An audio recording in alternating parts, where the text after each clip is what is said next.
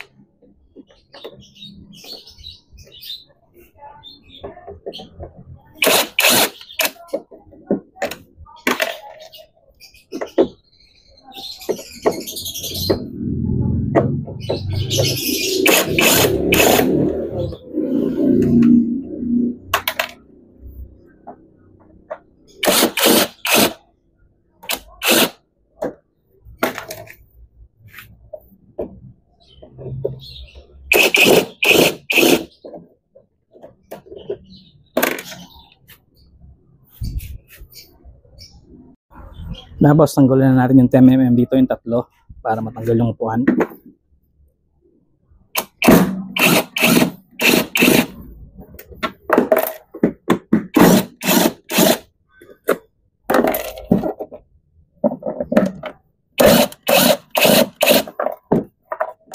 Yan. Tapos yan, matanggal na natin yung upuan.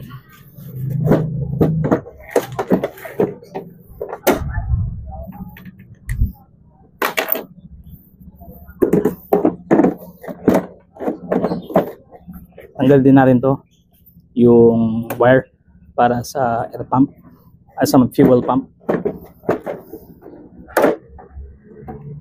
Kailangan lang natin to. Alright, push lang natin to. Ayan, tanggal na yung upuan.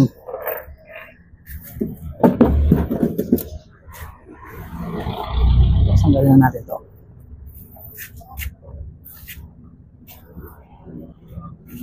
Tapos yun, ma-access na natin yung makina. Tanggalin din natin yung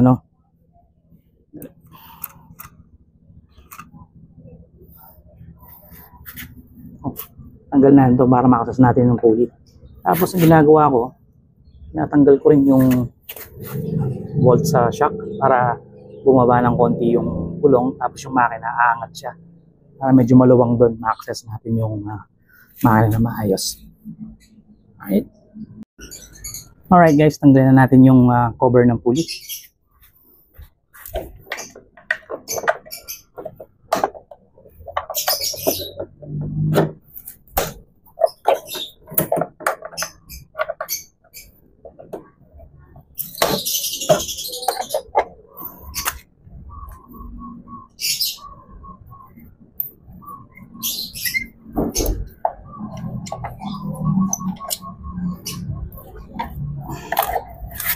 Ayan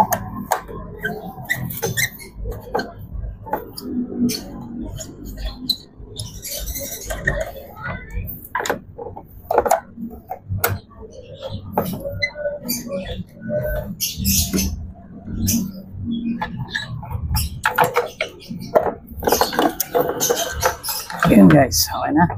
So may access na tayo sa pulley. Dito natin gagawin 22 mm para maikot natin, para ma-top dead end natin yung makina. Tapos tanggalin ko na rin yung shock.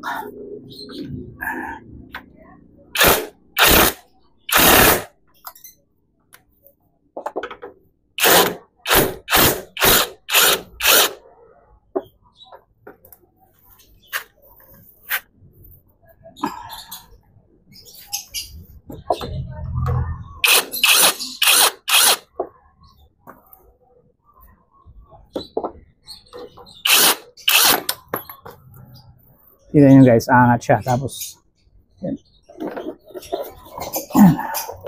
Aangat ng konti yung makina.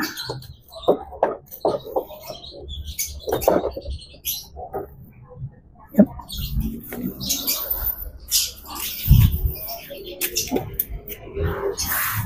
Tapos yun, ma-access na natin yung makina. Alright guys, so next natin gagawin is tatanggalin natin yung hose na to para hindi nakaharang. Hindi lang to, hilain lang. Yan. Natin lang natin yung kanyang lock. Wala.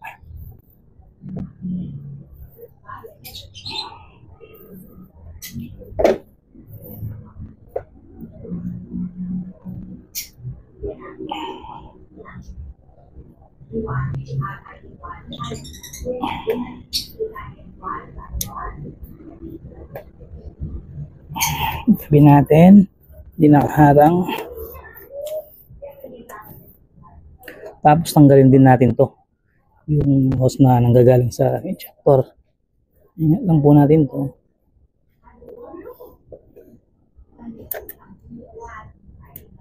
Tapos silayan na natin. Dahan-dahan lang po, maputol.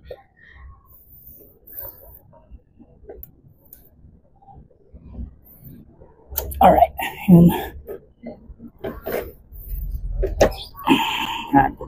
Bilang natin. Then, tanggalin natin to. Maharap.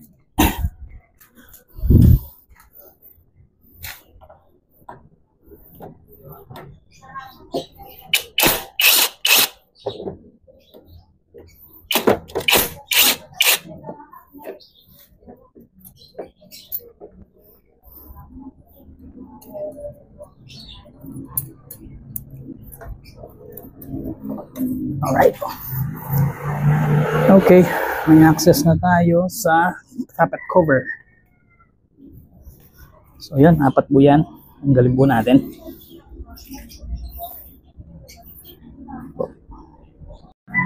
Alright guys, tanggalin na natin yung mga bolt dito.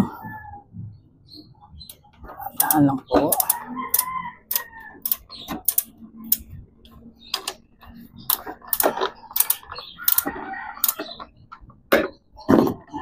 Yung medyo mahirap yung nasa baba kasi napakasikip.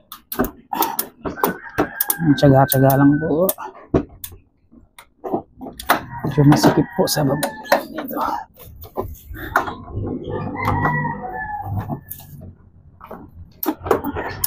Pero basta lumuwang na po yan, madali na po yan. Pagbabalik po natin ito, dahan-dahan lang sa pag-ikot kasi baka iwasan natin maputulan. Putulan na ako ng isa nito. Hirap tanggalin. Alright.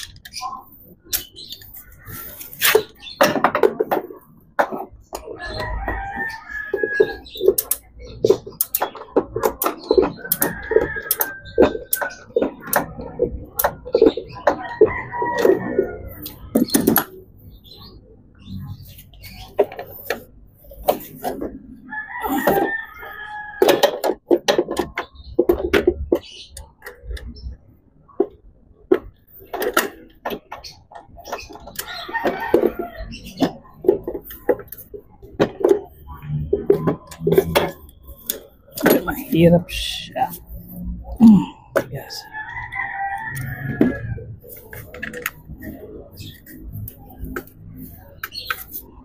Yes pa siya.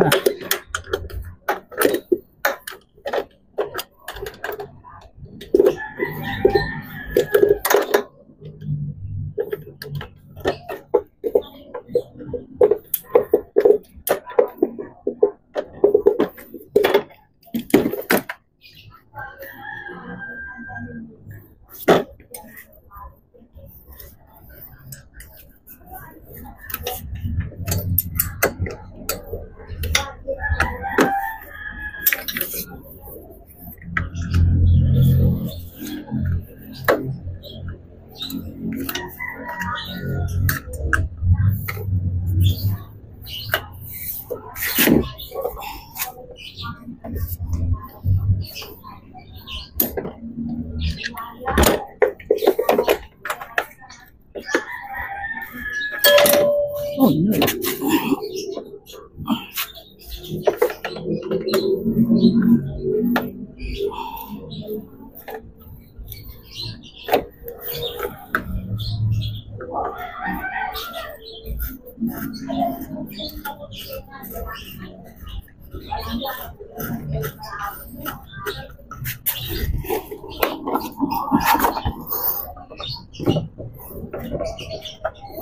Yan, pwede nang kamain. Alright. So, yun, pagkatanggal na po natin yung apat na yun, pwede na po natin buksan. Masa lang na po natin maputol to. Kanyang gasket. Hindi mapagastos. Tabi po natin.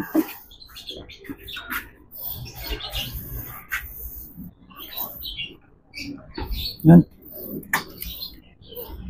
Nakasasta po natin yung makina. Alright guys, so mag-adjust na tayo ng valve clearance. So bago itatap dead muna natin yung makina. So para makuha po yun, ikot natin yung pulley pa counterclockwise para magalaw natin yung makina. Yung clearance po ng ating intake tsaka outtake nasa ilalim po ng upuan ng Honda Click. Ayun po, yung intake 10 mm, yung exhaust 24 mm. Alright. Okay, so 22 mm po gagamitin natin doon. Ikot lang natin pa counterclockwise. Alright. Ganito po yung pag-ikot sa pulley. Dahan-dahan lang. Kikita po natin yung rocker arm. Bababa siya at lulubog. Yun po yung paradaan na malapit na yung top dead end yung rocker arm natin. una lulubog, tapos paglitaw, makikita na natin yung markings na mayroon po yung markings. Ito po yan. Yun. Ito po yung markings kung paano makikita ko na top dead na siya. Yun po. Yun, nandito po yan.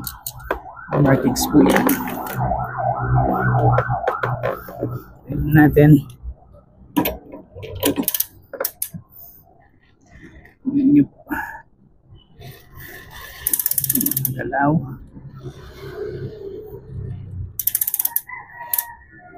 Yun po. Po yung markings niya. Kailangan po ito magsakto dito. Diretso. Ibig sabihin nun, nakatap dead na siya. Tapos tingnan lang natin dito. Gagalaw po yung mga rocker arm. Luwang na. So, po natin.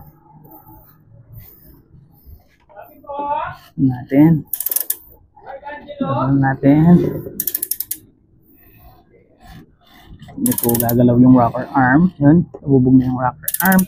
Tapos tataas po siya. Tapos pag yung markings niya, punta na po dun sa may markings na pantay na sila. Ibig sabihin, nakatap dead na siya. Yan po.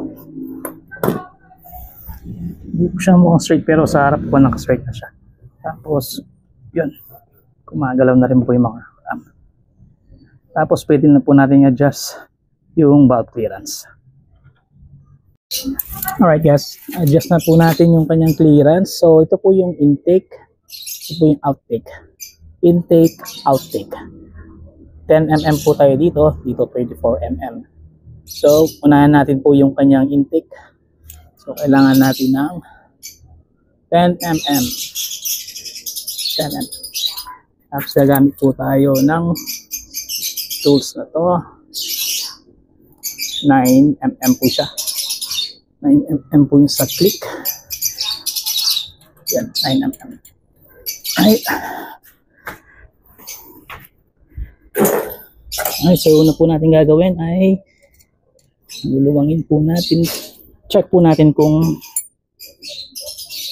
yung clearance niya. Pag sakto lang, hindi na po natin gagalawin. Pero pag maluwang, good po nito, maluwang po siya. Dapat po saktong-sakto lang. Medyo maluwang po siya. So, kailangan natin higpitan ng konti. Alright, so yung paluwang po natin. Yan. Tapos higpitan po natin.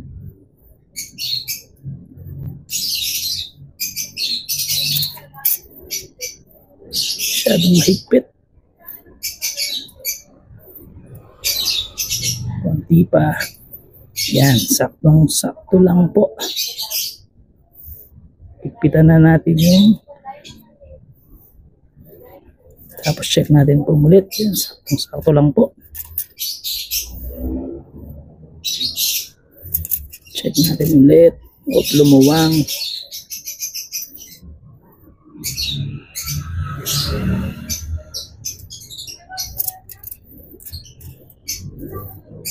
Yan, saktong-sakto lang po. Natin para hindi pumalaw. Medyo maluwang pa ng konti.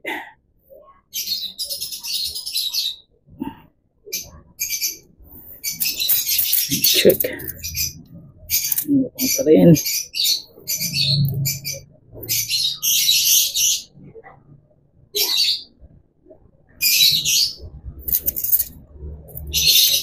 Masyadong higpit.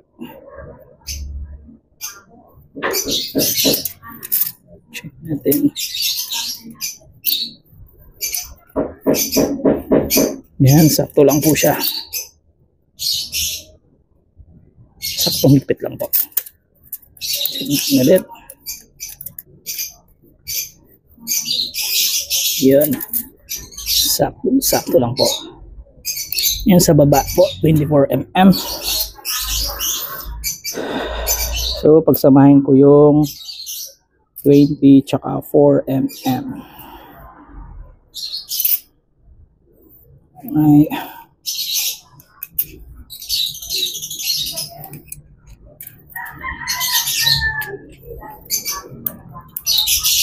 So, 20 tsaka. So, check in po muna natin kung buwang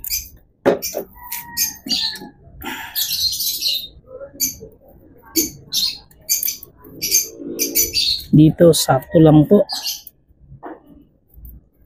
Sakto lang po siya. So, hindi na natin gagalawin.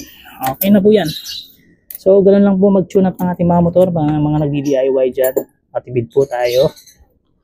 And, tuwing kailan po ba kailangan mag-adjust ng ating mga valve clearance? Depende po yan. Siguro pag may naramdaman ka ng medyo bumabagal o iba na yung takbo ng motor, so that's the time na siguro kailangan natin mag-adjust ng valve clearance. So, punasan lang po natin kung paano na po natin tinanggal, ganun din yung pagbalik. So if nagustuhan niyo po yung video, if nakatulong, paki-like and share na rin po. Hindi pa nakasubscribe, subscribe na rin po. Malaking tulong sa aking channel. And maraming salamat po sa panunood and magandang araw. Salamat po. Bye!